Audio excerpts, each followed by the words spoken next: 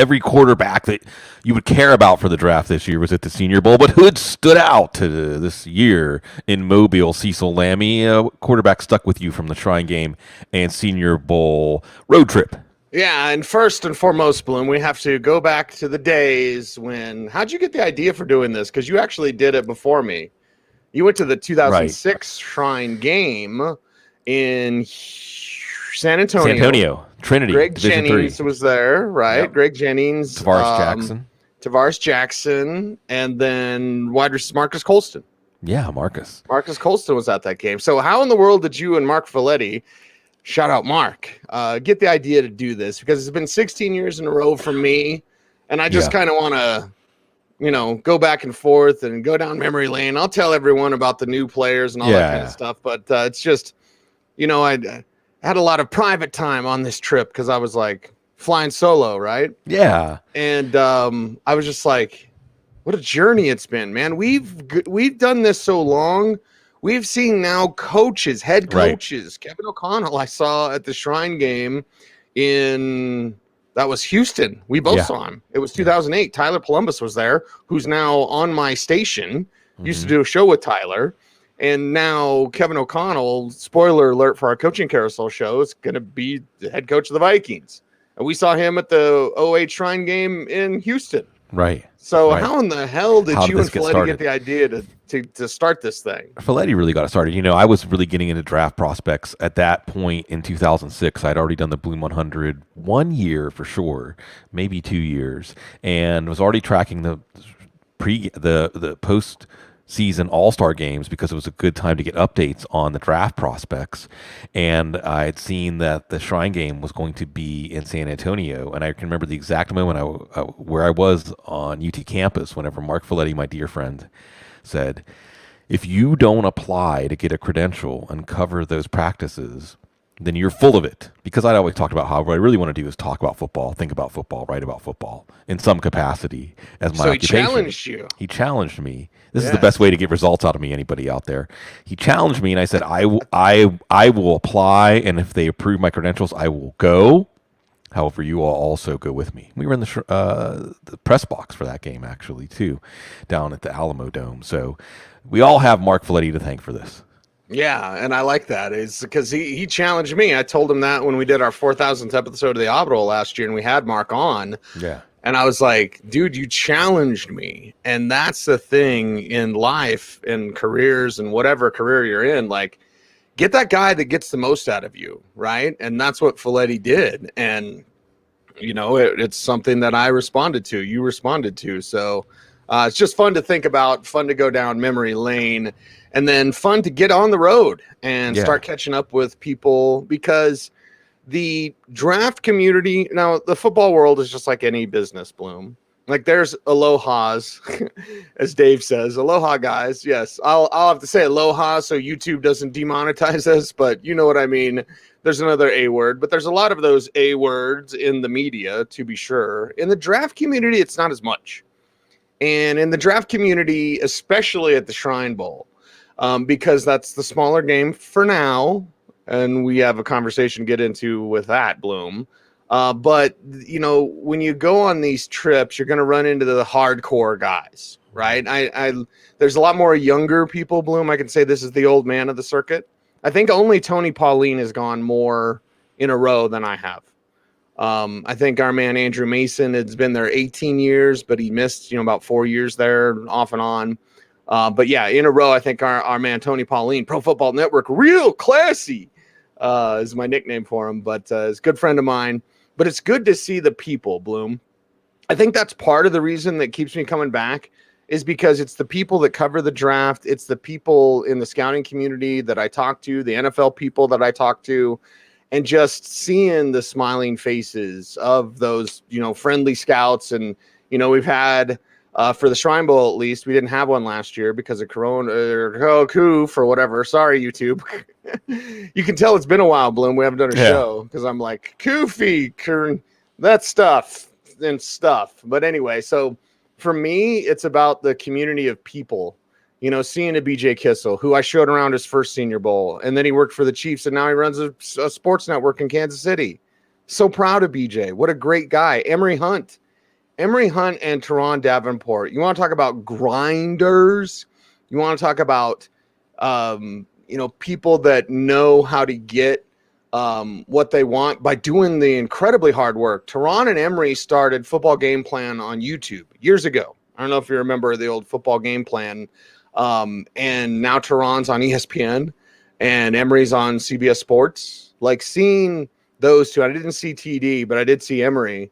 And he always asks about Liam, which makes me very happy, because you have these connections with these people. So getting out on the road, didn't see my man Dane Brugler, our guy, right? But for me, Bloom, it's the people. It's the people. It's the prospects. That's what keeps me coming back. And hopefully being able to wrangle you with me one of these days. Yeah, one of these years. And I think the draft season, the switch to the draft season is something for those of us that go back to the roots of the draft community, the draft Twitter, draft writers, draft nicks. They don't even use that term anymore. It used to be a pejorative, I think. Yeah. It's for the hardcore in the sense that this is where you can discuss football theory. This is where you get down to what's important at a position in terms of physical traits, what's important as far as skills. You get to the Matt Waldman RSP level of marrying traits and skills. Skates. Get on your skates. And thrills. Yeah, the NHL All-Star Game was in Las Vegas this weekend also. So you get into this deep stuff, and then you get into the draft, and you get into team building. And what's our favorite part of fantasy anyway? It's the draft, right? It's taking all of these players, all of these possibilities, and feeling like you can do a better job ranking them, putting together a cohesive team unit that can win than your opponents. So it's also great, like you said, people, stories, the stories of the individual prospects. Certainly being on the road on the All-Star circuit, you encounter people that are at a major crossroads of their life, most of their life culminating in this moment. So for us, we're just looking at, well, in this one-on-one rep against this cornerback, he showed that he can separate against a big physical long corner. For them, these are things they've been dreaming about and visualizing for decades, with a lot of people helping them along the way. But still, what they do in the game, Cease, what they do on the practice fields can change things. Certainly going back to our teaser, the quarterbacks, it's rare, Cease. And then maybe this is a comment on the quarterback class this year, that all the big names were in Mobile. Because usually if there's truly big names, they don't need to do the All-Star circuit. Matt Ryan, the year that we saw Joe Flacco be a jerk to us with our Draft Guys TV crew. Yeah. Yeah, so that's when the big guys stay home. Not this year, though.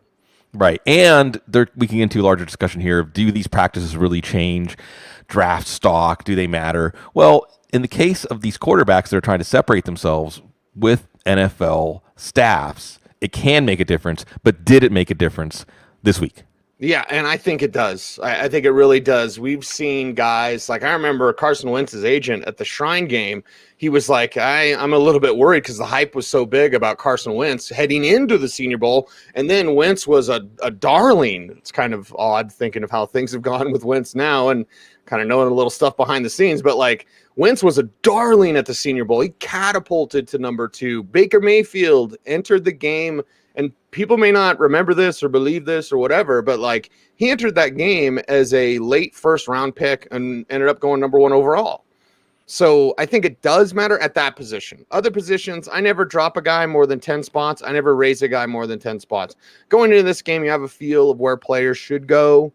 You have an idea of where they should go, but through the combine, through the pro days, through the Senior Bowl, by the way, combine, no player access. I was just asked this morning, like, are you going to the combine? I'm like, we're not getting any player access because of COOF. So the NFL policy, which is largely a joke by players. Anyway, quarterbacks, Bloom, is what you asked me about. I'm finally getting to it 9 minutes later. What a tease, right? I always tell everybody, get to business. Well, we had a little extra business as I went down memory lane. I'll start quickly with the Shrine Game quarterbacks that just weren't there. Eric Galco, a dear friend of ours too, who I got many, many stories with. Galco, good friend. He now runs the Shrine Game. And so he really tried hard to get Malik Willis. That's the marquee name. And Malik Willis, I think, was the standout at the Senior Bowl. More on him in just a little bit. But he tried because the Shrine Bowl now, not the Shrine Game anymore, the Shrine Bowl is trying to get attached to the NFL Pro Bowl so that they can travel the country and follow each other around, which I think is great. And the way the Shrine Bowl was run, outstanding. 1,000% different than the Senior Bowl. And I think the Senior Bowl has some positives. It certainly has some negatives that they'll probably never change. And there is not a battle yet, especially if you ask Jim Nagy, who runs the Senior Bowl. There's not a battle yet between those two games, but it's coming. It's coming because the way things were ran in Vegas were outstanding. The way things were ran in Mobile, less than outstanding. But either way, good job, Eric Galko, and good job getting these quarterbacks. Like Derek King from Miami is a player that I went into that game wanting to see more from, and they worked him out at wide receiver immediately. I had heard initially that they were going to take him from quarterback and move him to wide receiver as the week of practice went on. First day of practice, he was doing wide receiver reps because that's where he's most likely to be. He's got a 6-spin move. He's got skill as a runner. I think you could use him as like a Curtis Samuel, Cordero Patterson type of player. No, not as good as a receiver as those guys, but certainly a hell of an athlete. And as a passer, there's just a little bit of a flip with his passing that you'd have to probably clean up in terms of mechanically. But he was the guy that I was looking forward to the most and just kind of see, what he could look like out there. EJ Parrott, who we're talking about from Brown, the transfer from Boston College, like, okay. Dustin Crum from Kent State, okay. There wasn't much out there in terms of quarterback play. Derek King was that guy to look for. I was a little bit interested, like Skylar Thompson from Kansas State. I wanted to see, and then Brock Purdy. I guess maybe I shouldn't be disappointed, Bloom, but I was just like, oh man, Brock Purdy didn't do much of anything to make me write him down in my notebook. So, Shrine Game quarterbacks not as good. Now, Senior Bowl quarterbacks. Here's what we have to go through, Bloom, and what drills matter, what you're watching matters, and do you know what you're watching? That's the main thing. Do you know what you're watching during these drills? Do you know what to watch for? Now, whereas Vegas had the great weather, great facility at UNLV, also they had practices indoor at Allegiant Stadium in Las Vegas. I was not there because I was traveling to Mobile because both of these games were during the same week. That was a mistake, I think. Now, that's the Shrine Bowl trying to get in with the Pro Bowl, which means they had to get in this week, but it was the same week of the Senior Bowl. I had a couple of days in Vegas, and then I had about 5 days in Mobile, or 4 days in Mobile and 1 day and going to New Orleans to see you because the downpour in Mobile. So the Mobile quarterbacks, very, controversial, Bloom, because people are going back and forth like, who was the standout and who was the best? And I will say this. We had Sam Howell, who was from North Carolina, best deep ball passer in this draft. His feet are not tied in with his eyes at all. And I brought this up when talking about Drew Lock on Twitter. Someone's like, I don't care about footwork. It all starts with your feet. Your feet are tied to your eyes. Your feet are tied to it's not just a mechanics thing. It's where are you at in your progressions. Your feet should lead. Your feet should actually be thinking before your brain is and before your eyes are. You should be going through your progressions and your hitches with your feet so that your eyes follow where you're going. Howell doesn't do that at all. So there's some things to project there. And when this was a game set up to make Howell look better because under pressure, and we saw that once Michael Carter and Javonte Williams weren't there, well, he didn't have the play action passing to lean on. He didn't do as good of a job. So when I look at the situation with Howell, I go, great deep ball passer, great play action passer. His feet are awful, just terrible for where they need to be for the pro level. So, does he fall to the second round? Bloom, honestly, none of these quarterbacks are first-round quarterbacks, honestly. Now, will they be taken in the first round? Yes. And remember, I've seen guys as recently as Justin Herbert. You know what I mean? I've seen the top of the top passers at the Senior Bowl. And so I have that memory, I have that history to go back on. And I remember even telling you on this show, like Jalen Hurts, there were times Steven Montez looked better than Jalen Hurts. And again, what do these practices mean overall? But you can see that elite talent. I'll get to Malik Willis in just a little bit because he's the guy. Him and Kenny Pickett are two guys I would put at late first round picks. They're not going to go late first round.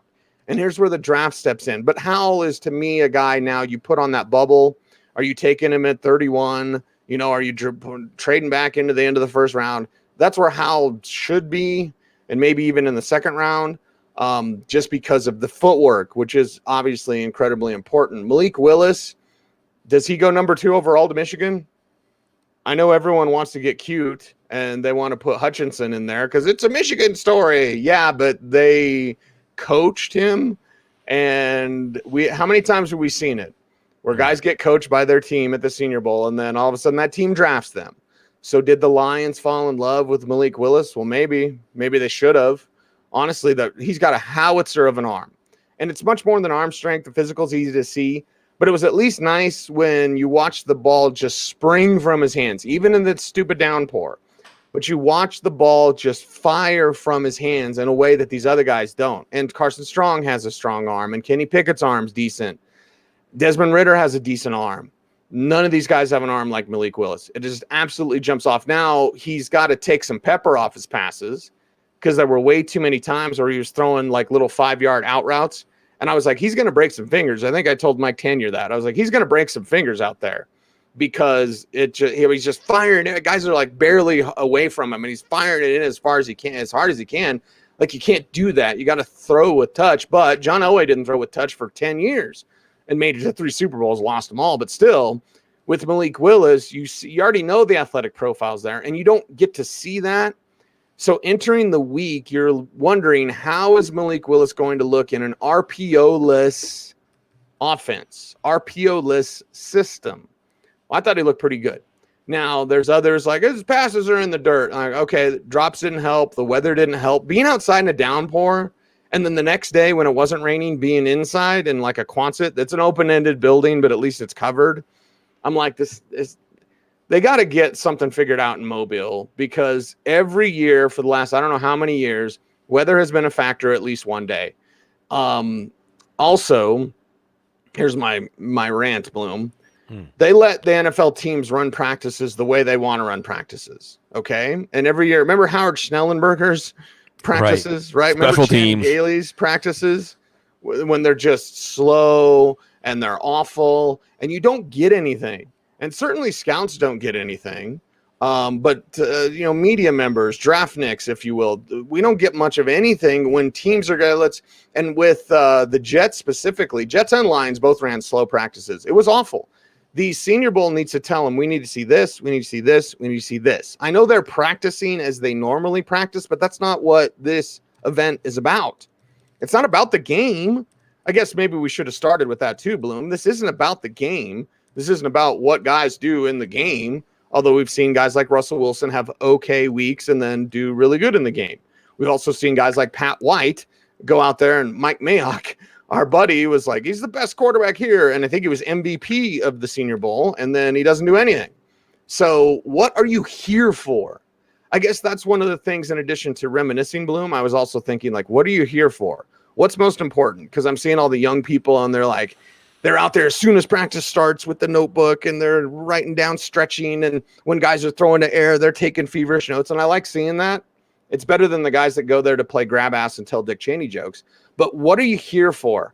We're not here to watch the Jets and the Lions go through practice, because then it's like special teams and lots of special teams. And then it's teaching moments. It's like coaching moments, which is fine. But in Vegas, we saw rep. Then there would be a horn. They'd say, now it's time for 7-on-7. Then we go over here, and then we'd see rep, and we'd see rep, and we would see rep. And when they're having the pit, they would do the pit, and then they would do a 7-on-7. And they do with the pit, and then they do a 7-on-7. And they do a pit, and it was like opposite, but it was very scout-friendly, very media-friendly. And Jim Nagy, who does a great job running the Senior Bowl, he needs to go to these NFL teams and say, you're not running your practice. But if you do, make sure you give us this, because the scouts are there to see these things. So with Malik Willis, as I get back to it, Bloom, I only went off track for a little bit. With Malik Willis, we didn't get to see him do his RPO thing because that's not what practices are about. But we all know he can do it. We all know that he is a great, great runner. Now, Kenny Pickett, the other top quarterback here, probably top 10, maybe even top 5. he is the most consistent of all of the quarterbacks at the Senior Bowl. People talking about his tiny hands reminded me of the Jared Goff conversation, although he didn't get them measured, Bloom, but he did, like, you know, kind of just say, we'll do that at the combine. So he's doing some hand stretches or something. But it was a conversation around Jared Goff when he came out, and he got all defensive at the combine. He's like, "Why these tiny hands have thrown a lot of touchdowns?" It's like, all right, okay, we know that one got you. We know that hit a button there. But either way, with Kenny Pickett, it is the athleticism that's sneaky, because he's sneaky athletic. He does have rushing ability. We saw that in the fake slide that they've now outlawed in college football. That was quick. But you see it through his progressions and going through his hitches. He's very comfortable working and performing within the pocket. It's not new to him. You know, Willis might get a little wild with his throws, like I said, with that howitzer of an arm. Pickett throwing with touch, showing that arm strength, making all those throws, the most consistent each day. What I didn't get from Kenny Pickett were much wow plays. Now, again, he's not running. It's not Desmond Ridder. He's not running in a passing drill. More on that in a little bit. But you didn't get many wow plays. You got like a guy that knew what was on the line for the week, didn't want to mess it up, but didn't do anything to show daring do.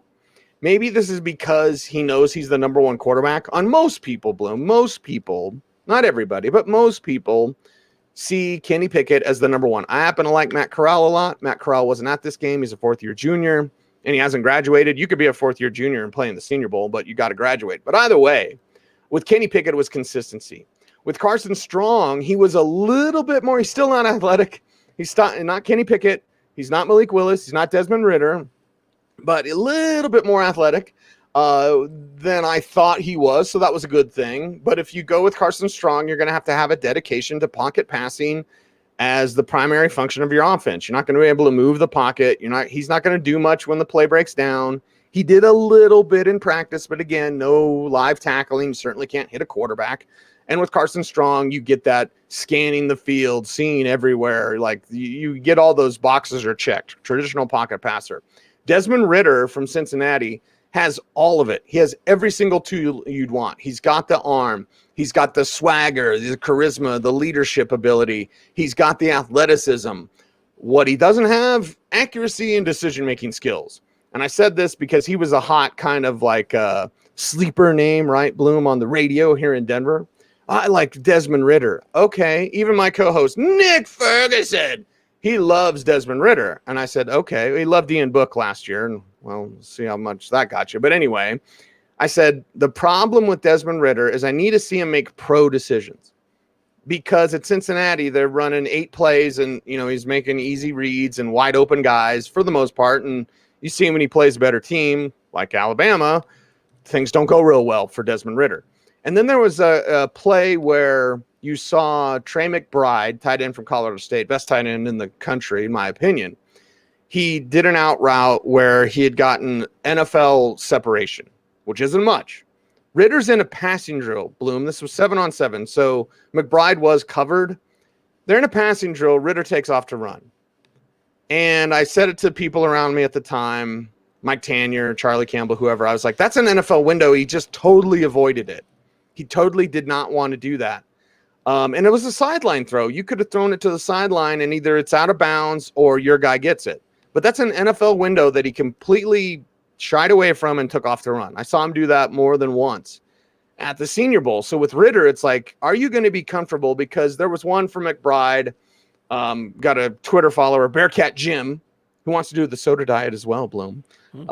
That's getting very popular in the Rocky Mountain Mile High region. Let me finish. So that's my tagline. Anyway, he was like, oh, look at this throw. And he sent me this throw again to McBride. But it was down the seam and it was wide open. And I was like, yeah, that's a great throw. It was in stride, right? Again, Ridder has everything. But is he Derek Carr or is he Drew Lock? That's what we don't know. And there's a huge difference between those two. So you can get Ridder in the second round, know that he's a project, and then it's on him to figure it out. But he's got to figure out NFL windows. I think I got everybody, right, Bloom? And yeah, Zappy. I mean, poor Zappy. System quarterback. Yeah. And by the way, Malik Willis was seen talking to Mike Tomlin. Yeah. That was the big takeaway, yeah. Malik Willis's family was seen talking to Mike Tomlin. They're at 20. There's no way in hell they're going to get him at 20.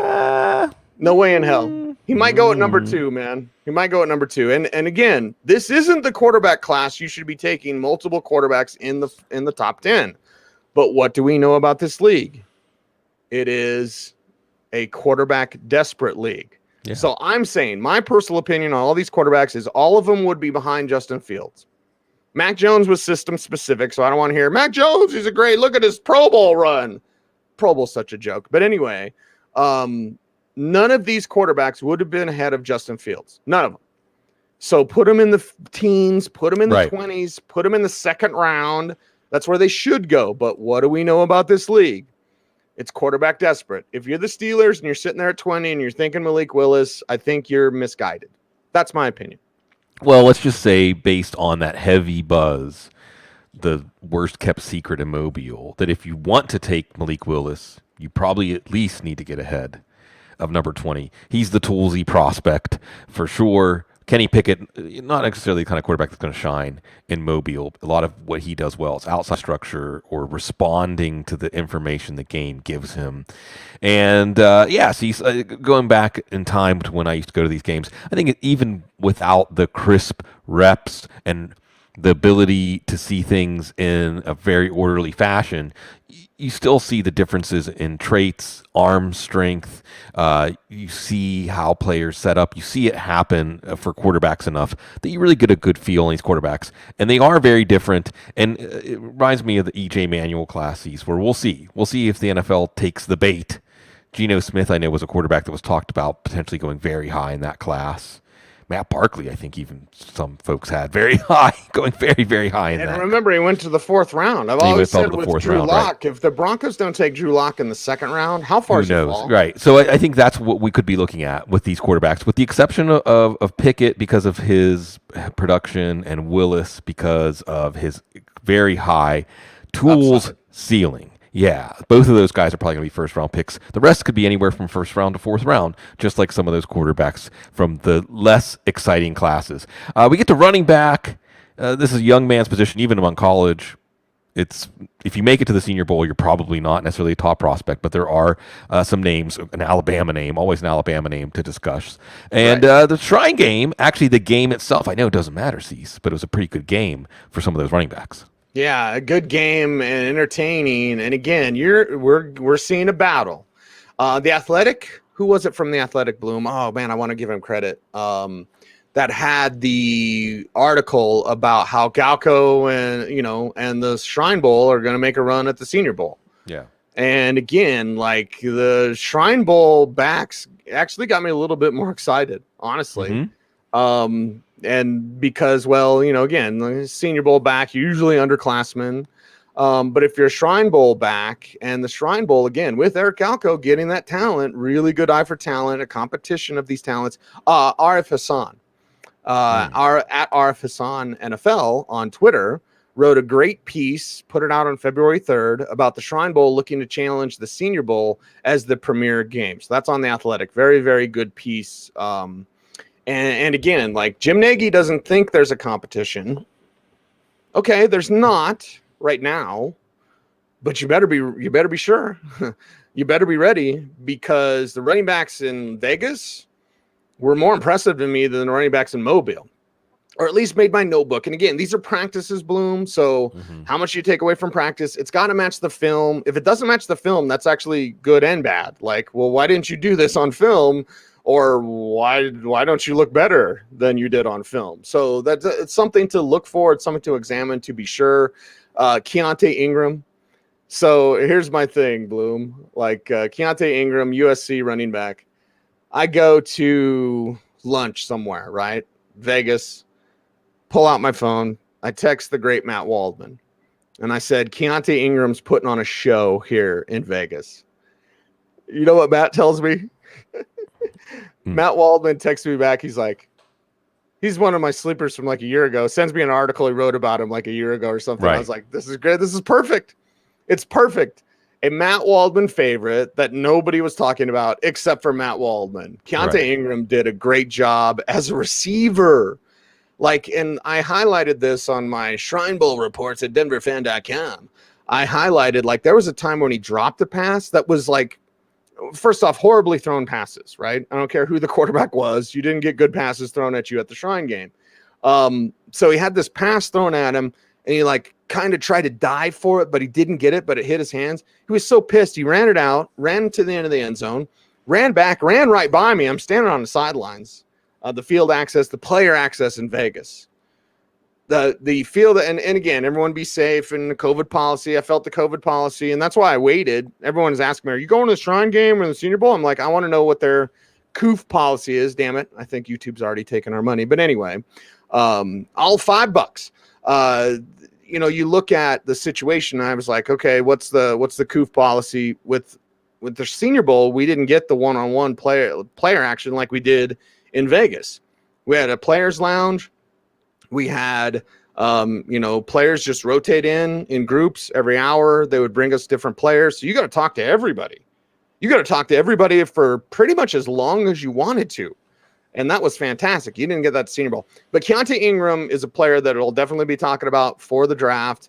Definitely be talking about when he's drafted, wherever he's drafted. Everybody watch the USC runner because he's a hard charger as a runner. Like he almost attacks the dirt, Bloom.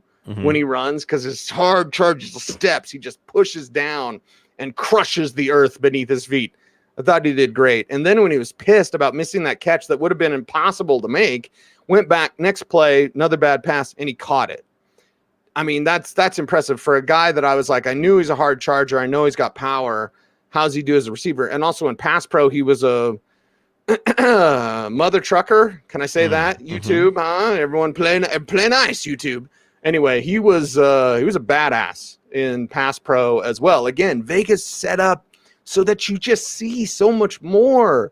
Like if you could have taken the weather and the setup of Vegas and the talent of Mobile, that'd be like the perfect all-star game. But you had the setup and the practice and the pace in Vegas.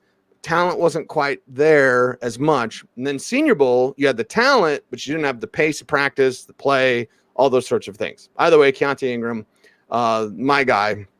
Ty Chandler from North Carolina, I wanted to like more, Bloom. I so wanted to like him, really, really like him, and he was okay. I'd wanted to write a piece about how wouldn't it be nice to have two North Carolina backs if you're the Denver Broncos. It's like he was okay. Not necessarily outstanding in either facet. Definitely has some speed.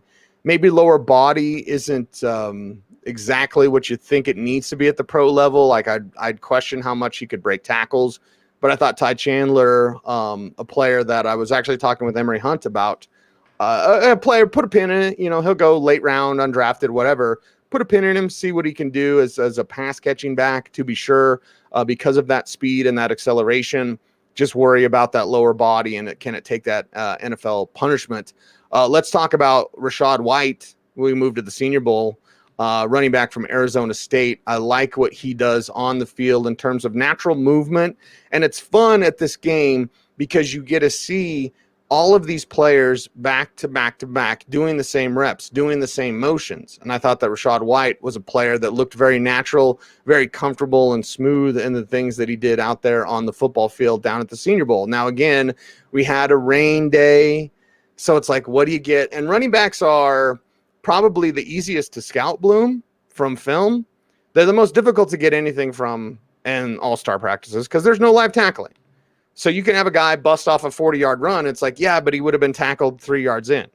So, or he would have been hit behind the line of scrimmage or whatever. So it's no live tackling for running backs. That's why Brian Robinson from Alabama, it's difficult. Okay. Damian Pierce, I think, was the best running back in Mobile. Certainly the most consistent, but he gave you wow plays. He showed you speed because you're looking for footwork as a running back. You're looking for speed. You're looking for acceleration. You can see those things in these practices. You just can't see them if they're going to break a tackle. But I would say my two biggest takeaways, Keontae Ingram from the Shrine and then Damian Pierce, the Florida kid from the Senior Bowl. Those are the two guys to watch that I would highlight at the running back position. Yeah, and the running back position, probably not a first rounder this year, which is a high hill to climb for any running back. Right. And this isn't necessarily going to be a big impact class of running backs. It might be a big impact class of wide receivers, but I don't know that you got to see many of the wide receivers that are going to be impact draft wide receivers. What do you think of the wide receivers you did get to see on the road trip? Yeah, and there's some interesting things to note. I think Jerry Judy's kind of ruined wide receivers a little bit, especially at All-Star games, because you know what people do now, Bloom? Hmm. They do that. I'm juking around, and right. You can hear me panting. Although I'm in much better shape, Bloom. I'm actually like running again and stuff. But anyway, and I only gained a pound on this week road trip. Wow. So I'm mad that I gained, but I still checked in at 195 when I got back. I left at 194. Either way, my weight loss aside, let's talk about the weight gained from these all-star practices. But I think Jerry Judy's kind of ruined it because now. Because an all-star practice, quarterback's going to hold on the ball, right? Quarterback's going to throw when you get open. So guys like dance and they juke and they dance and they dance. And then they get into their route. The quarterback's already off you if he's a good quarterback. What was the problem with Jerry Jeudy this year? He'd dance and he'd dance and he'd dance. And then bam, he'd break an ankle and he's open. But already Teddy Bridgewater had thrown the ball.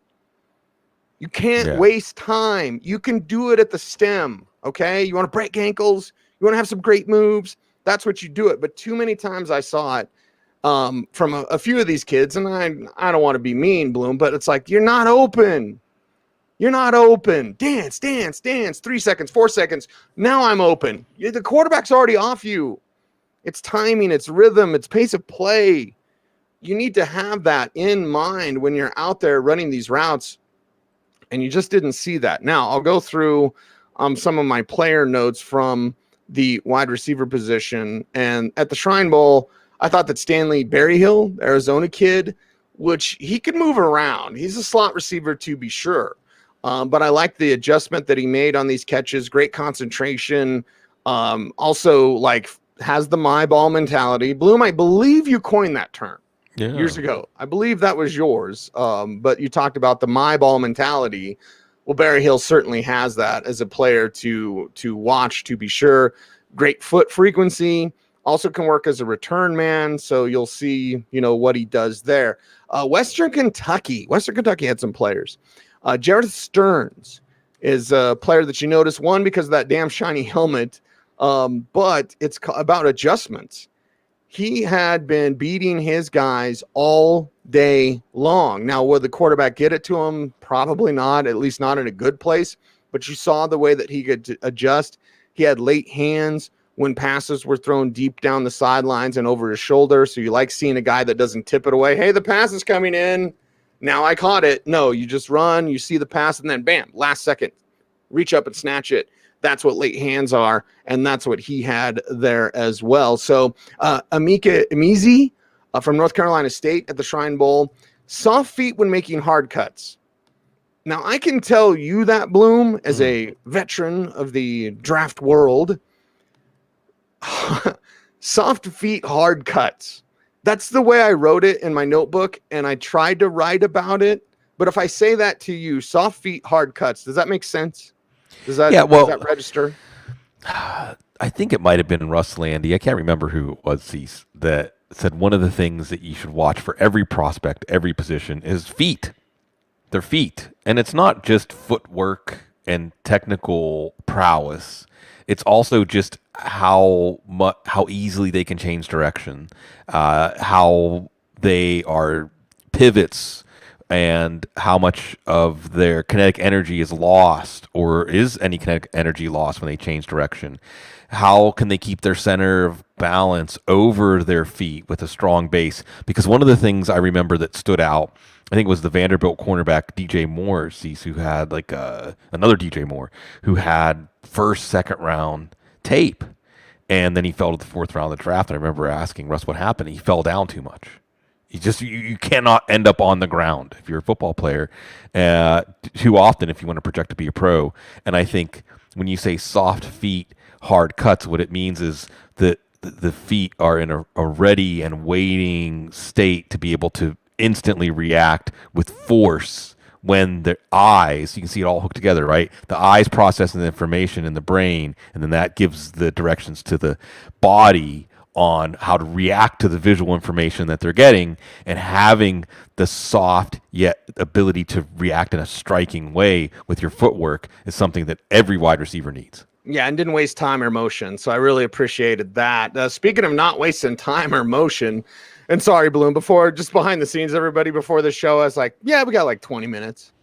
And here I am chatting on 40 minutes in. But this is interesting, at least to me. Thanks for watching, everybody. That's the Audible. Anyway, we go to the Senior Bowl receivers. Calvin Austin from Memphis.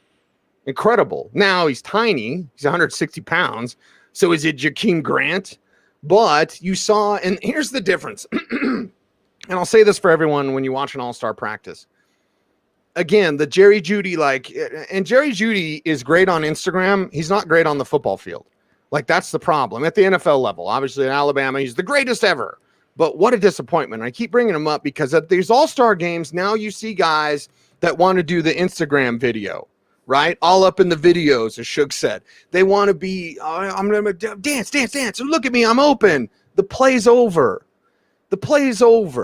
So when you see true route running ability, because I think, Bloom, and maybe this is just me, I think people have been watching these and like, this guy's getting open.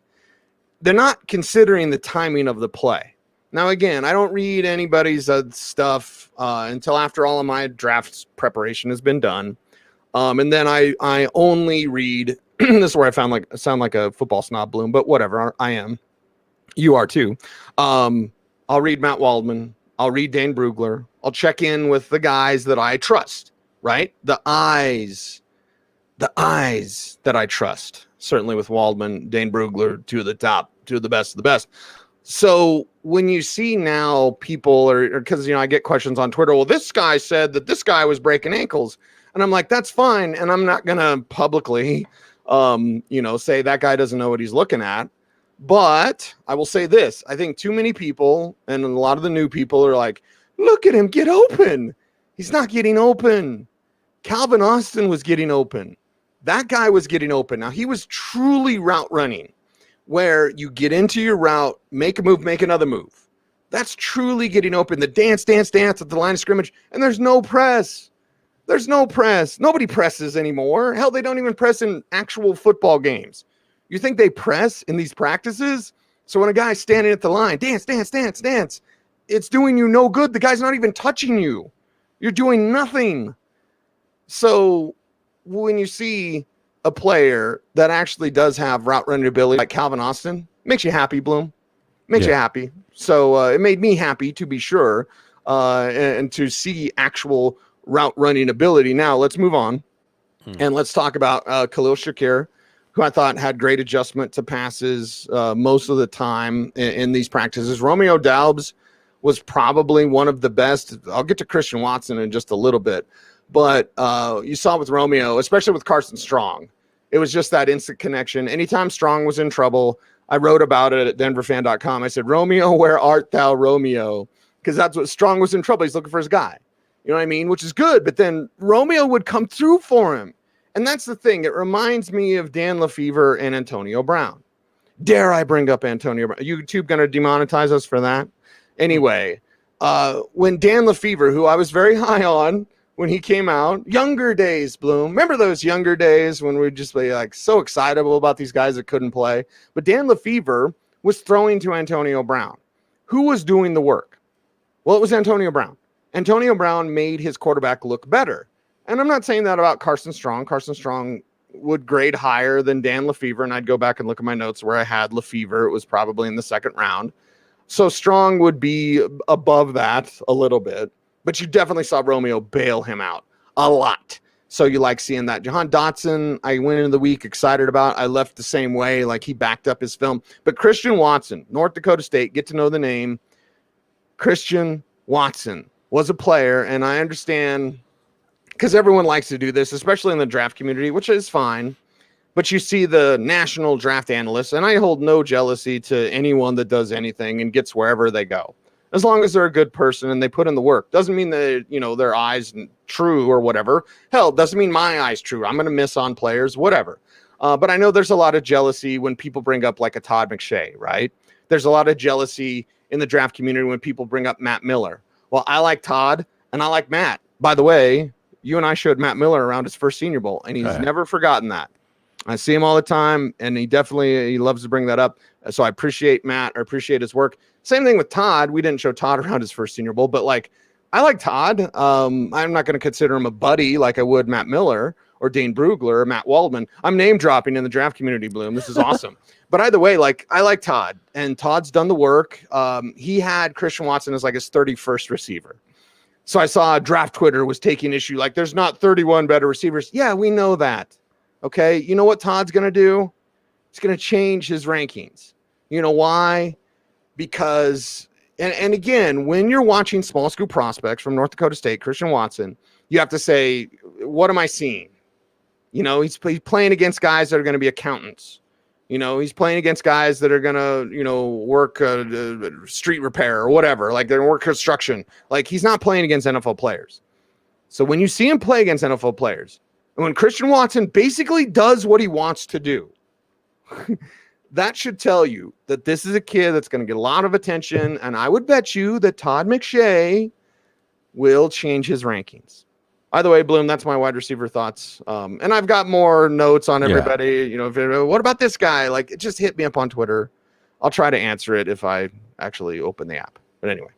Yeah, and it's early, Cease. You bring up an important point here. January, February draft rankings are a starting point, and you will see a lot of changes. And those of us that have followed the draft closely for a while, you know that Todd McShay, Mel Kiper, that's big draft. And big draft rankings aren't necessarily, maybe at this point in time, they're a reflection of the individual draft analyst. But as we get closer to the draft, they're a reflection of the information that they are getting. And that's where you have to know who these people are talking to. If you're Kiper and McShay, you're talking to the best. Right. You're talking to the top. Daniel Jeremiah, you're talking to that. And Jeremiah's doing the work as well. Not to say that Mel or Todd aren't. No. But DJ's out there grinding. He's out there grinding at the Senior Bowl, baby. Love to see it. And love to see it, man. Love to see when great people get promoted. Darren Muji, we're going to do a coaching show eventually, Bloom, when I stop talking about the Senior Bowl. There's your drink. By the way, you can't do the Senior Bowl drinking game during the Senior Bowl. No, not unless you want. Not unless you have an ambulance close by. So we turn the page to the tight ends, and there's one tight end. You've already mentioned him once, Cease. There's one tight end that I think at the Senior Bowl a lot of people woke up to this week. One of the names I saw mentioned most often on my timeline, as everybody was at the Senior Bowl, was, of course, from Colorado State, Trey McBride. Yeah. However, the Shrine game also had one tight end that dominated the coverage, that had a good week of practice, that had a good week, of course, in the game, capped off of the game, and that's Jelani Woods. So we've seen out of Virginia, we've seen tight ends really emerge, and now potentially teams are looking at them as more of a part of the pass offense. Thank you, Kyle Pitts. What about the tight ends you saw on your road trip? Well, let's start with Jelani Woods from the Shrine Bowl and from Virginia. My God, is he huge. He's massive. Mo Ali Cox, I think, was the name that was thrown around by folks observing. Well, he's listed at 6'6", 260. Bigger. I think I don't know. I was field level. He ran past me. I was standing next to him. Like, I'm just like, this dude is massive. And not only is he massive, because you go to these all-star games, you're like, okay, there's the stiff, there's the slot guy, there's whatever. You can always tell, right? You can always tell. You see a massive player like that, you're like, yeah, he's a blocker. And then he's like running and getting open. And, the linebackers, whatever. Nate Landman made some plays for Colorado out there at the Shrine game. But certainly, you look at that size from Woods, it was just incredible. Obviously knows how to use his frame. Knows how to box out defenders. That is not any sort of problem whatsoever. So, yes, everyone get to know that name. And also, Oregon State is always on my mind. One, because my daughter is pre-med up there as a freshman in Corvallis.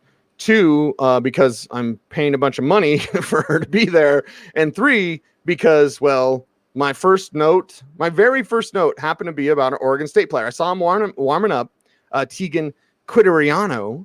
I think I got that right, Bloom. Quiteriano.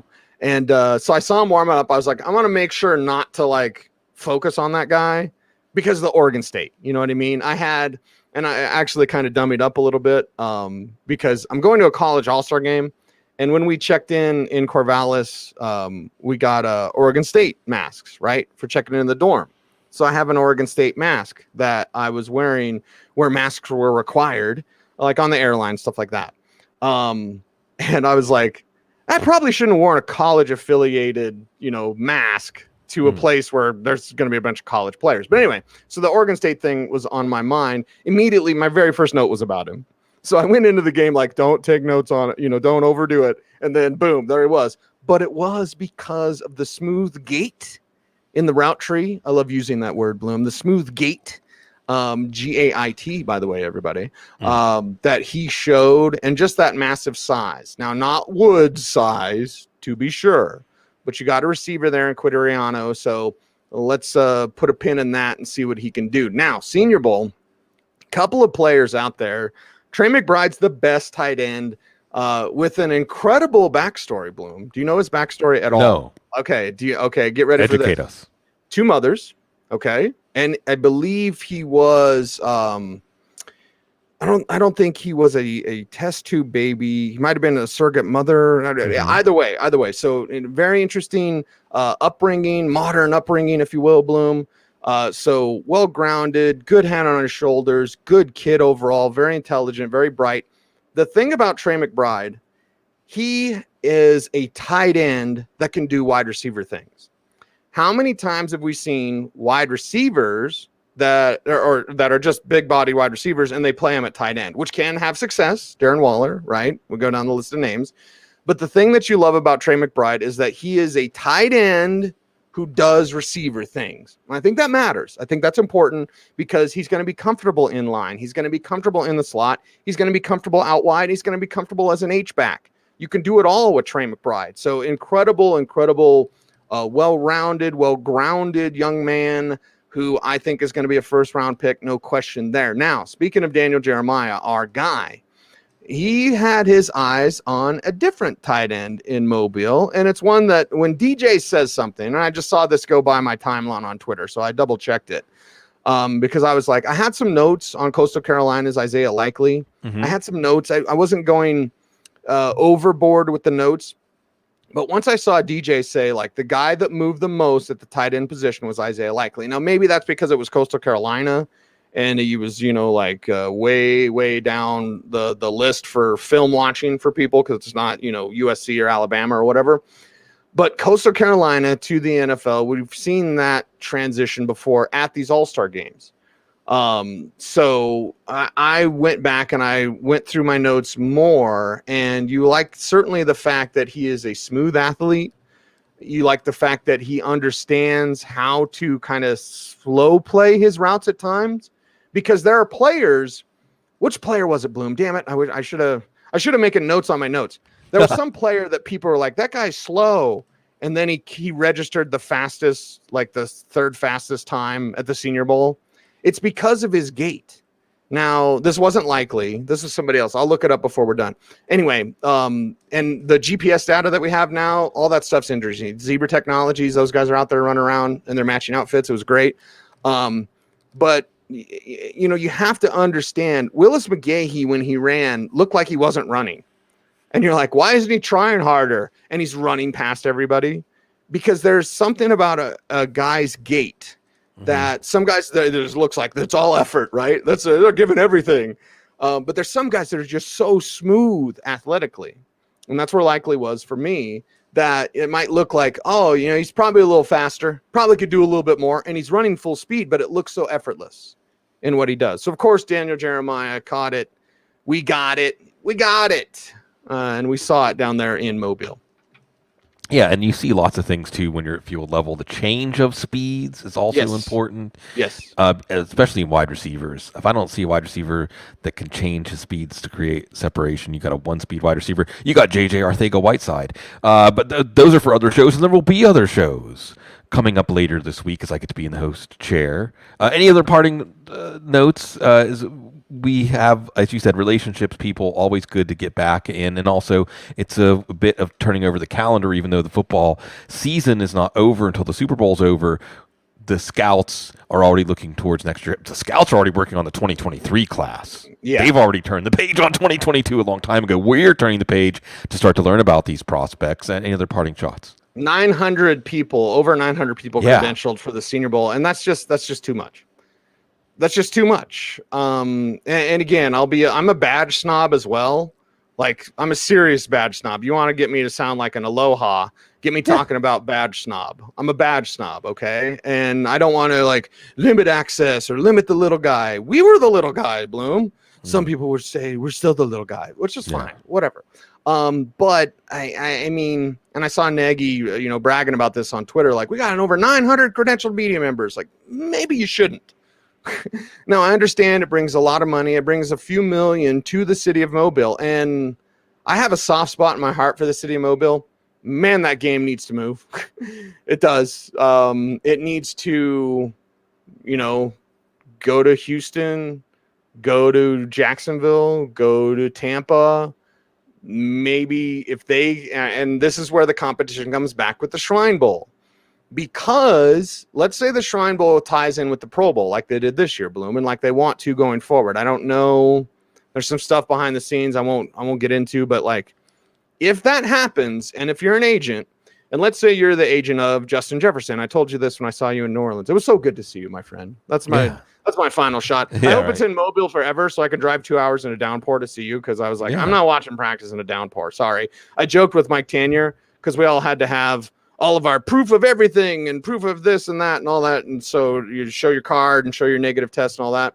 And so I told Tanier, I was like, yeah, none of us have the coof, but we're all going to have pneumonia because we had to sit outside in a blanket rainstorm. And you can't go inside to the press box anymore like you used to back in the day.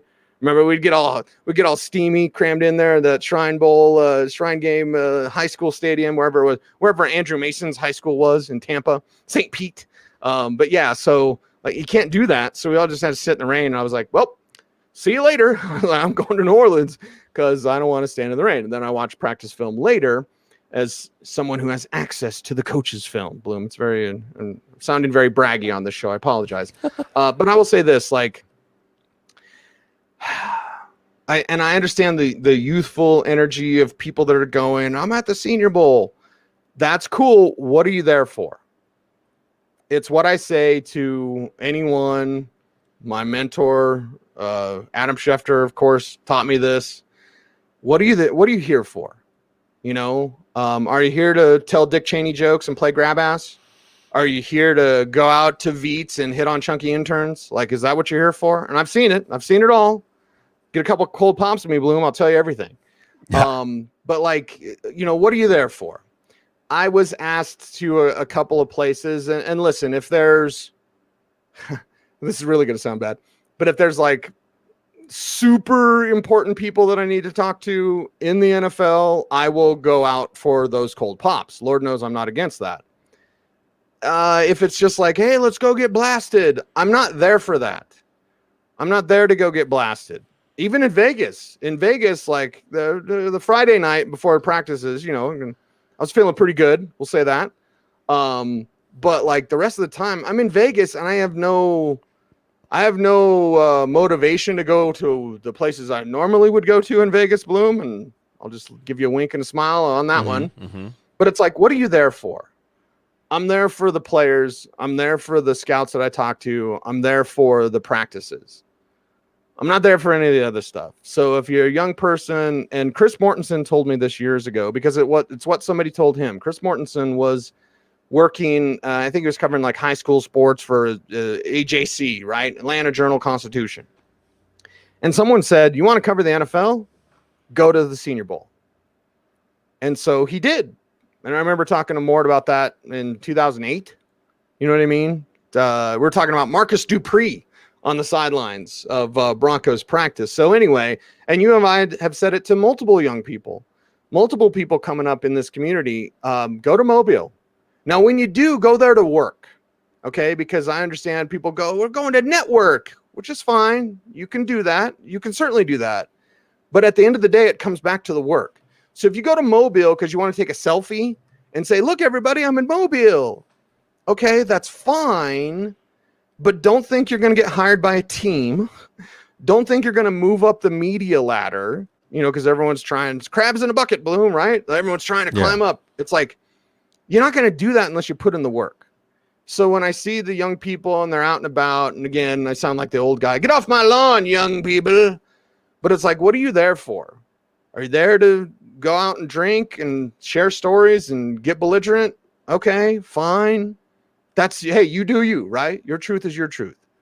But and again, with a lot of time to reflect, because I'd made this trip by myself. It's the first time I've made the entire trip. Luke was with me in Vegas, but like the first time I made the trip to Mobile by myself. No Matt, no Luke, no you, nobody, me. So obviously I had a lot of time to think. Saw some of my buddies in the media, your buddies too. But I'm like, at the end of the day, what are you doing? What are you here for? So for me, it's about the players, it's about the game, it's about the practices, and just getting back to football, man. My favorite time of year. I hate the NFL schedule. I hate the extra week. I hate how everything's been pushed back. I hate that both these games, I would still be on the road in a normal year. Actually, the Super Bowl had been played, and we'd be doing our Super Bowl recap. But either way, Bloom, what did I learn? What are my final thoughts? I probably should have kept this show under an hour. So I apologize, but I'm chatty, Bloom. I'm chatty with you. So there you go. Yeah, and why is everybody here? Well, they're here for good football talk and enthusiasm and positivity and all that enjoyment of the entire trip around the calendar, the entire trip around the NFL calendar, the calendar of our lives. And yes, there will be more shows later this week. Coaching changes. Most of them are in. We have things to say. The Super Bowl preview. That should be good. And then, well, Combine, free agency, franchise tags, the draft, so much. The all-you-can-eat buffet of football. We like to pull up with a plate and enjoy it with you always because you are so very classy.